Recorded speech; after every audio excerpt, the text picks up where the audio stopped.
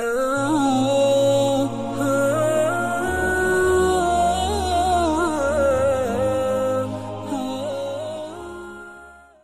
بہرحال یہاں سے وہ 10 احکامات شروع ہوتے ہیں کہ کیسے ہمیں اپنی زندگی گزارنی ہے۔ سب سے پہلا جو حکم ہے وہ یہ ہے کہ جب زمین میں چلیں تو اکڑ کر نہ چلیں بلکہ تواضع اور انکساری کے ساتھ چلیں۔ اور یہ تواضع اور انکساری صرف چلنے ہی میں نہ ہو، یہ ہمبلنس صرف چلنے ہی میں نہ ہو، بلکہ زندگی کے ہر اٹھنے بیٹھنے اور کھانے پینے بات کرنے، یعنی پوری زندگی کے اندر انسان کے تواضع ہونی چاہیے۔ چلنے کے اندر تو بدرجہ اولا ہونے چاہیے۔ سب سے پہلا حکم جو اللہ تعالیٰ نے دیا وہ یہ کہ تواضع اختیار کرو، ہمبلنس اختیار کرو اپنی زندگی کے اندر۔ دوسرا حکم یہ ہے کہ جب یہ لوگ بات کرتے ہیں کسی سے، وَإِذَا خَاطَبَهُمُ الْجَاهِلُونَ قَالُوا سَلَامًا، ایک دوسرے سے ملتے ہیں تو ان کو ایک دوسرے کو سلام کرنا چاہیے، لیکن اگر جاہل لوگ ملیں تو سلام تو ان کو بھی کرنا چاہیے لیکن ان کی جہالت کا جواب نہیں دینا چاہیے۔ تو ہماری چال کیسی ہو؟ متواضع، اور ہماری گفتگو کیسی ہو؟ سلام۔ سلام کا مطلب کیا ہے؟ پیس۔ سلام کا مطلب کیا ہے؟ سلامتی۔ یعنی ہم اپنی گفتگو سے لوگوں کے لیے سلامتی کا باعث بنے۔ اب آگے چلیے، آگے اللہ تعالیٰ فرماتا ہے کہ وَالَّذِينَ يَبِيتُونَ لِرَبِّهِمْ سُجَّدًا وَقِيَامًا، اور جو وہ بندے، رحمان کے بندے وہ ہیں جو راتیں اس طرح گزارتے ہیں کہ اپنے پروردگار کے آگے کبھی سجدے میں ہوتے ہیں اور کبھی قیام میں۔ یعنی کیا مطلب ہوا کہ جب ہم لوگوں سے ملیں تو ہمارا ایٹیٹیوڈ یہ ہونا چاہیے جو بھی بیان کیا، سلام کریں، سامنے والا جہالت پر آ رہا ہے تو اس کی جہالت کو اگنور کریں۔ جب اکیلے ہوں تو ہمارا کیا رویہ ہونا چاہیے؟ اب ہمارا رویہ یہ ہونا چاہیے کہ سجدًا وقیاما، کہ ہم اللہ کے حضور سجدے میں رہیں یا قیام میں رہیں۔ اس کے بعد آگے چوتھا حکم ہے وہ یہ کہ والذین یقولون ربنا اصرف عنا عذاب جہنم ان عذابها کان غراما، اور رحمان کے بندے وہ ہیں جو یہ کہتے ہیں کہ ہمارے پروردگار جہنم کے عذاب کو ہم سے دور رکھیے، حقیقت یہ ہے کہ اس کا عذاب وہ تباہی ہے جو چمٹ کر رہ جاتی ہے۔ یہ ہے زبانی عبادت۔ تو اللہ تعالیٰ نے ہماری چال کیسی ہو بتایا، ہماری گفتگو ہو یہ بتایا، ہماری خلوت کیسی ہو، ہم اکیلے ہوں یہ بتایا۔ اب یہ بتا رہے ہیں کہ ہماری زبانی عبادت کیسی ہونی چاہیے۔ زبان پر ہمیں ہماری عبادت یہ ہونی چاہیے کہ ہم اللہ تعالیٰ سے دعا مانگتے رہیں، ہم اپنی ضرورت اللہ تعالیٰ کے سامنے رکھیں اور اسی سے ہم طلب کریں جو کچھ ہمیں چاہیے۔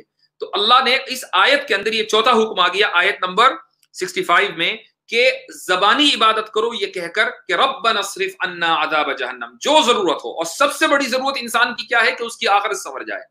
مال اس کی سب سے بڑی ضرورت نہیں ہے، کھانا اس کی سب سے بڑی ضرورت نہیں ہے، گھر اس کی سب سے بڑی ضرورت نہیں ہے۔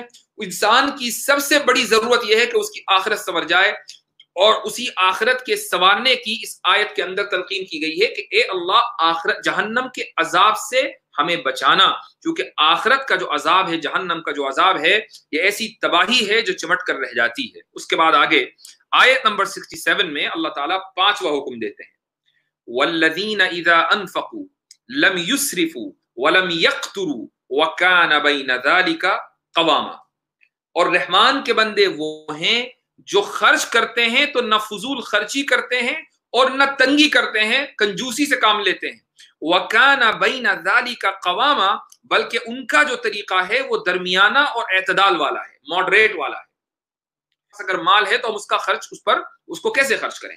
خرچ اس طریقے سے کریں کہ نہایت ماڈریشن کے ساتھ اور اعتدال کے ساتھ، کہ نہ تو پیسے آئے تو سارے اڑا دیے، چاہے آپ اپنے ہی اوپر اڑائیں لیکن اس کو اڑانا ہی کہا جائے گا کہ آپ نے بغیر کسی سوچے سمجھے اور پلاننگ کے سارے پیسے غیر ضروری چیزوں کے اندر خرچ کر دیے، تو کل کو آپ ہی کو پرابلم ہونی ہے۔ تو نہ تو کنجوسی کرنی ہے اور نہ ہی فضول خرچی کرنی ہے۔ آگے اللہ تعالیٰ فرماتا ہے وَالَّذِينَ لَا يَدْعُونَ مَعَ اللَّهِ إِلَٰهًا آخَرَ، کہ رحمان کے بندے وہ ہیں کہ جو اللہ کے ساتھ کسی دوسرے معبود کی عبادت نہیں کرتے۔ کیا مطلب؟ یعنی ان کا عقیدہ بھی درست ہے. عقیدہ کسے کہتے ہیں؟ ہمارے دل کی عبادت کو.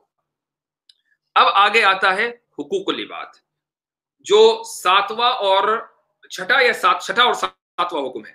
وَلَا يَقْتُلُونَ النَّفْسَ الَّتِي حَرَّمَ اللَّهُ إِلَّا بِالْحَقِّ وَلَا يَزْنُونَ. اور رحمان کے بندے وہ ہیں کہ جو کسی بھی انسان کو جس کی جان کو اللہ نے محفوظ رکھا ہے اس کو قتل نہیں کرتے ہیں، کسی انسان کو ناحق قتل نہیں کرتے ہیں. ولا یزنون، اور نہیں زنا کرتے ہیں. یہ ہے چھٹا اور ساتواں حکم. دیکھیے، انسان کو قتل کرنا یہ دراصل اس کی جان کی خلاف ورزی ہے، یہ وائلیشن ہے اس کی ذات کے خلاف. اور زنا کرنا یہ وائلیشن ہے اس کی عزت کے خلاف. تو رحمان کا بندہ وہ ہے کہ جس سے دوسروں کی جان بھی محفوظ اور اس کی عزتیں بھی محفوظ. اگر آپ دوسروں کی عزت سے کھلواڑ کر رہے ہیں تو آپ رحمان کے بندے نہیں ہیں. آپ سے اگر دوسرے کی جان محفوظ نہیں ہے تو آپ رحمان کے بندے نہیں ہیں. وَمَن يَفْعَلْ ذَلِكَ يَلْقَ أَثَامًا، کہ جو شخص بھی یہ کام کرے گا اسے اپنے گناہ کے وبال کا سامنا کرنا پڑے گا. يُضَاعَفْ لَهُ الْعَذَابُ يَوْمَ الْقِيَامَةِ وَيَخْلُدُ فِيهِ مُهَانًا. قیامت کے دن اس کا عذاب بڑھا کر دگنا کر دیا جائے گا. یعنی ہر گزرتے وقت کے ساتھ قیامت کے دن اس کا عذاب بڑھتا چلا جائے گا اور وہ ذلیل و خوار ہو کر اس عذاب میں ہمیشہ پڑا رہے گا.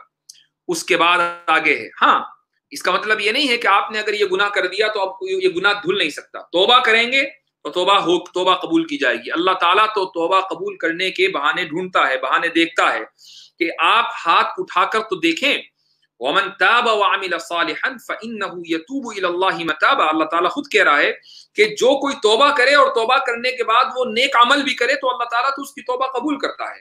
تو زنا کرنے کے بعد ہاتھ اٹھے اور دل کے ساتھ انسان نادم ہوا تو بھی اللہ تعالیٰ اس کے گناہوں کو معاف کرنے والے ہیں اور اس کی توبہ کو قبول کرنے والے ہیں. اس آیت کے اندر واضح طور سے بیان کر دیا گیا. اس کے بعد آیت نمبر 73 میں ایک اور حکم آ رہا ہے، بلکہ یہ ساتواں حکم ہے. وَالَّذِينَ لَا يَشْهَدُونَ الزُّورَ. اللہ تعالیٰ فرما رہا ہے کہ الرحمان کے بندے وہ ہیں جو ناحق کاموں میں شامل نہیں ہوتے. ایک ترجمہ. دوسرا ترجمہ ہے جو جھوٹی گواہی نہیں دیتے. گواہی دیتے ہیں تو پھر وہ سچی دیتے ہیں، وہ جھوٹی گواہی دے کر ظلم کا ساتھ نہیں دیتے، ظلم میں شامل نہیں ہوتے. وَإِذَا مَرُّوا بِاللَّغْوِ. اور اگر کسی لغو چیز کے پاس سے گزرتے ہیں، مثلا آپ نے دیکھا کہ کہیں لوگ میوزک چلا رہے ہیں، اب آپ شامل ہو جائیں. تاش کھیلے جا رہے ہیں، جوا کھیلے جا رہے ہیں تو آپ بیٹھ جائیں؟ نہیں، بلکہ آپ وقار کے ساتھ گزر جائیے. اگر وہ لوگ ایسے ہیں کہ ان کو سمجھانے سے کوئی فائدہ نہیں ہے تو اب آپ گزر جائیے. یہ ہے رحمان کے بندوں کی پہچان. یہ ہے ساتواں حکم. آٹھواں حکم وَالَّذِينَ إِذَا ذُكِّرُوا بِآيَاتِ رَبِّهِمْ لَمْ يَخِرُّوا عَلَيْهَا صُمًّا وَعُمْيَانًا. اور جب انہیں اپنے رب کی آیات کے ذریعے نصیحت کی جاتی ہے تو وہ ان پر بہرے اور اندھے بن کر نہیں گرتے. رحمان کے بندوں کی پہچان یہ ہے کہ جب اللہ کی آیتیں ان کے سامنے بیان کی جاتی ہیں تو ان کا دل ان آیتوں کو قبول کرتا ہے. وہ خشوع و خضوع کے ساتھ ان آیتوں کو سنتے ہیں اور ان آیتوں کو اپنی زندگی کے اندر امپلیمنٹ کرنا چاہتے ہیں. وہ اندھوں اور بہروں کی طرح ان آیتوں کے سامنے نہیں گرتے. ان کا جو ایٹیٹیوڈ ہوتا ہے وہ قبولیت والا ہوتا ہے، ریجیکشن والا نہیں ہوتا. اس کے بعد آخری جو حکم آ رہا ہے وہ ہے 10واں حکم. والذین یقولون ربنا هب لنا من ازواجنا وذریاتنا قرۃ اعین وجعلنا للمتقین اماما. کہ رحمان کے بندے ان کی جو دعا ہے وہ ہر وقت زبان پر یہ رہتی ہے کہ اے اللہ، اے ہمارے پروردگار، ہمیں اپنے بیوی بچوں سے آنکھوں کی ٹھنڈک عطا فرما اور ہمیں پرہیزگاروں کا سربراہ بنا دے. یعنی تمام چیزیں کرنے کے باوجود ابھی بھی توکل اللہ کے اوپر. تو یہ جو آخری چیز ہے، چونکہ جو کچھ میں نے اور آپ نے اپنی زندگی کے اندر کمایا ہے وہ اللہ کے فضل کے بغیر نہیں آ سکتا. اگر اللہ کا فضل نہ ہو تو انسان چاہے جتنی کوشش کر لے وہ کامیاب نہیں ہو سکتا. تو یہ جو آخری حکم ہے وہ یہ کہ سب کام کرنے کے بعد اب مکمل اللہ تعالیٰ کے اوپر توکل کرو. والذین یقولون ربنا هب لنا من ازواجنا وذریاتنا قرۃ اعین وجعلنا، اے اللہ ہمیں بنا دے متقین کا امام. گویا کہ آپ توکل کرتے ہوئے اللہ تعالیٰ ہی کے در پر حاضری دے رہے ہیں ان سارے کام